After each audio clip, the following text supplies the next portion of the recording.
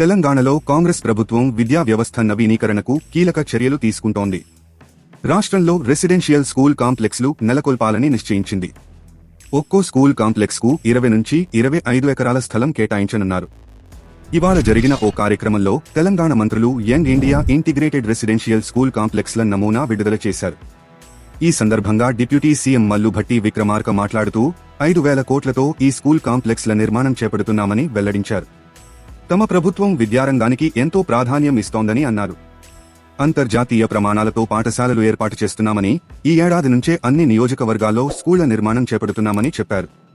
తెలంగాణ విద్యార్థులు ప్రపంచంతో పోటీ పడేలా విద్యా వ్యవస్థలో మార్పులు తీసుకువస్తున్నామని భట్టి విక్రమార్క వివరించారు. మంత్రి కోమటిరెడ్డి వెంకటరెడ్డి మాట్లాడుతూ ఇంటిగ్రేటెడ్ స్కూళ్లు రాష్ట్ర ప్రజలకు దసరా కానుక అని పేర్కొన్నారు. గత ప్రభుత్వ పాలనలో పేద విద్యార్థులను పట్టించుకోలేదని విమర్శించారు. చదువుకుంటే బాగుపడతారనేది ప్రభుత్వ ఆలోచన అని తెలిపారు.